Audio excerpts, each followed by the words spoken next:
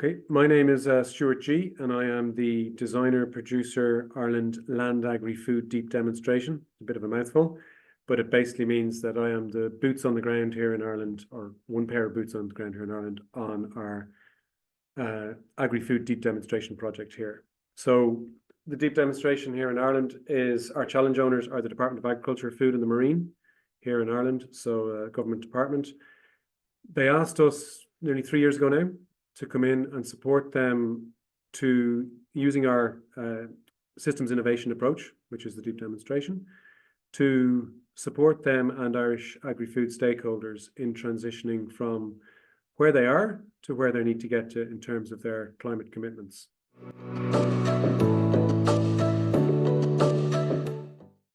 So in Ireland, we have legally binding targets for each of the main sectors. So for agriculture, we have to reduce emissions by 25% by 2030. This is a big thing in Ireland because about 37% of our national emissions come from the agri-food sector, which is huge.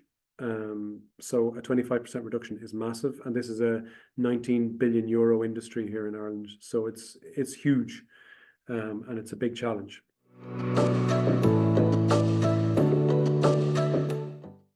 Our initial plan for the first year was to develop what we call a portfolio of large-scale interconnected interventions, because our theory of change for systems transformation is that you can't pull any one lever of change. You have to pull all of them together.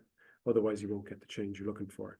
So we have a multi-stakeholder consultative group that oversees all our work here in Ireland.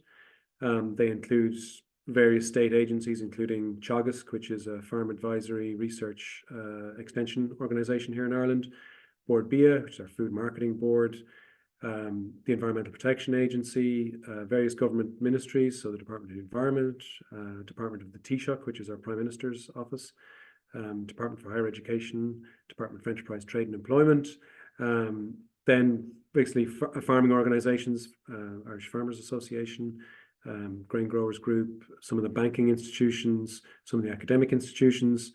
I won't name them all, but there's 25 of them, because I'm bound to leave out one if I try to name them all, but name some of the main ones there. And at the end of year one, they participated in prioritising these initiatives, and they approved what we have ended up with, which is 7 flagship initiatives that we have been asked to work on with Irish stakeholders and beyond Ireland as well. So they are, number one, creating a long-term vision for the agri-food sector, so 2050 vision. Number two is around the bioeconomy. So it's around looking at new value chains or new products within existing value chains. Ireland has a brilliant track record in tech and pharma. So it's how do we put the long-term foundations in place for Ireland being a real leader in the bioeconomy. The third one is around place-based circular bioeconomy. So looking at existing resource flows and regions within Ireland and county councils and various others we've been engaging with over the last year or so on what they want to do, mapping their priorities and the resources they have within the circular bioeconomy, and trying to get things moving on that. My colleague leads on all 3 of those. They're the kind of 2040, 2050 agenda. And I lead on the other 4, which are a national carbon farming framework and developing that out for Ireland. The 5th one is around sustainable beef, and don't shoot me for calling beef sustainable or climate neutral beef. We haven't really agreed to terminology yet, but the premise would be to prove or disprove the myth or the perception that some of our beef farming in Ireland is carbon neutral or climate neutral already. And then if that's possible, to get that certified, to get a premium price for the product based on that. The 6th one is around sustainable dairy. So we have been working on this for a number of months now. We had some funding from the Environmental Defence Fund Europe to support an initial kind of activation phase, is what we call it, on this one. So we've engaged a few partners to co-create a framework for sustainable dairy production. So this is a holistic framework that includes, your environmental side, obviously, but also your economic, your social, and your inspirational kind of pillars, I guess you'd call it. This is based on Common Land's 4 returns principles.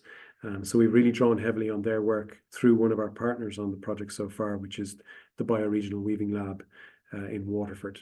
One of several partners on that project. Shouldn't be calling out one, I suppose, without calling out the others. So we also work with MJB Consulting, who's a local consultant here with vast expertise in dairy. And then we also worked with Metabolic, which is one of our community members based in the Netherlands, on systems mapping for the dairy sector. So that one is flying away. And then the final one is around growing and diversifying our tillage sector. So for those of you who don't know, Ireland is very much a livestock-based agricultural systems. Meat and dairy are the big ones. Tillage or crop farming is much smaller here in Ireland.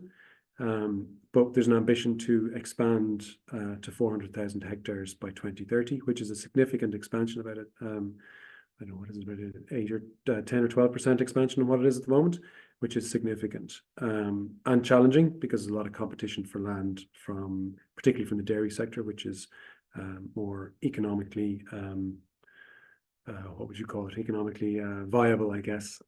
There's higher returns from dairy farming than anything else, let's say. So those are our 7 flagships. We are a small enough team, so we don't have resources to do everything. So the consultative group asked us in January of this year, last year, and refocused in January of this year on 4 of those. So the 2050 vision, the circular bioeconomy, carbon farming, and the sustainable dairy one. So that's where our efforts are really going at the moment. In terms of where we're at right now, the dairy project is moving quite quickly, moving well. We are drafting an implementation plan, a 5-year implementation plan for that. We are actively seeking funding for that. We have a number of hot leads, I guess you'd call them, for that, a good pipeline. We have co-ops here in Ireland. The dairy sector is completely structured around cooperatives here in Ireland. So we've already have one co-op who wants to work with us on rolling out this sustainable dairy initiative. We expect others to jump soon as well.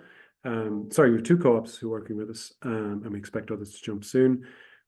A key piece of work we did last year was with EIT Food, one of our sister agencies, and they have committed 10 million euros annually to Ireland in support of our deep demonstration portfolio, which is great because it gives us, we have to figure out how we can get that money in, I guess, and leverage it in, but it's great that there is a funding stream potentially there that we can partner up on. So that's going really well. I think, it's a challenging time for dairy in Ireland, so it's really good that we're able to get the buy-in on that one. The other huge piece of work, I guess, we're doing is the National Carbon Farming Framework. We have, on all our flagships, we have a policy lead from the department, plus many other stakeholders. So I've been working very closely with the Department of Agriculture Climate Division on developing the National Carbon Farming Framework. This is a commitment that the Department of Ag has made in their National Climate Action Plan, which is a plan that's updated annually. To deliver this by Q2 of this year, so we're tight on time. We expect it to go out for public consultation within the next week or 2. That'll take about a month, and then it'll get finalised, and hopefully then we'll start. In the meantime, we'll start looking at an implementation plan to test that. We take a very much learning by doing approach through our work in Climate-KIC and through our deep demo approach. So it won't be perfect. There's an awful lot of questions around carbon farming. Who's going to pay? How much are they going to pay? Will they pay? So there's a lot of questions to be answered, which we will do throughout the process of the demonstration phase. But we need to manage expectations, I suppose, on that one, because there's some quarters think it could be a huge opportunity for farmers, and others maybe not so much. So we don't really know how it'll pan out. So I guess that's where we are on the ones that I'm working on. the 2050 vision is also has an action plan for this year, which we're rolling out. We'll host some focus groups as the year goes on to start consultations on that. That will be an iterative process with a lot of back and forth between ourselves and the Department of Agriculture and other people engaged. We're hoping to work with EIT Creative Industries to look at different innovative methodologies for engaging creative industries in developing a Vision 2050, among other things. We'll also work with Teagasc on modelling various scenarios into the future. And then on Flagship 3, which is the other one we're really working on, which is circular bioeconomy, we've been engaging with lots of local authorities, with the 3 regions from European perspective here in Ireland, and various other actors and stakeholders on multiple initiatives to see what we can do, how we can speed up investment in the bioeconomy. Some of those are Horizon Europe projects, such as on biochar and things like that. Others are doing investment feasibility studies and trying to get biorefineries built here in Ireland on particular value chains. So I guess that's where we're at the moment. We've had an initial 2 years funding from the Department of Agriculture. That has just been extended for another 2 years. We'll see what happens after that. Pressure is on us now to deliver. And the main thing we need to deliver is leveraging in funding and financing for the flagships that we're working on. So that's a big focus of our work at the moment.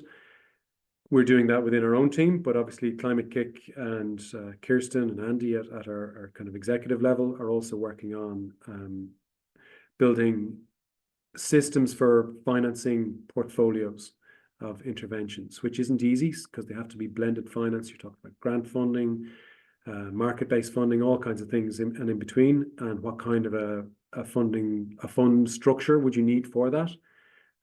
We're having conversations and trying to draw people together across the agri-food sector in particular, but pulling in finance and other departments such as the Department of Finance, Department for Public Expenditure and Reform, and various others here in Ireland that are engaged in that.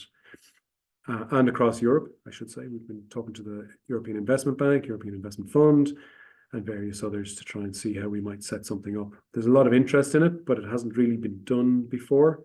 So it's a kind of a softly approach.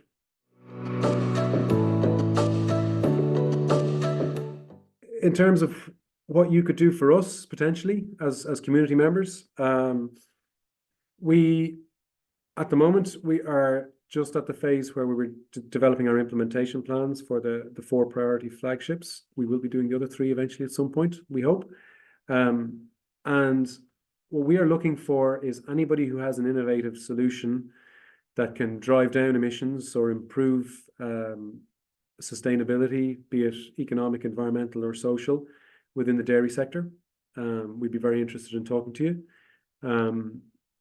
If you are able to write proposals, we would be very interested in talking to you. We're developing out a pipeline of proposals that we want to work on over the next while, so that will be important. We will be putting out a procurement call shortly for partners and potential partners that may get funding directly through some of our flagships, or that may just want to be engaged and understand what's happening in Ireland and stay networked, or build their networks. We'll look at various different levels of engagement in that, but ultimately we'll be hoping to work with others to build collaborations and attract funding into the flagships that we're working on. I guess those are the big calls to action at the moment.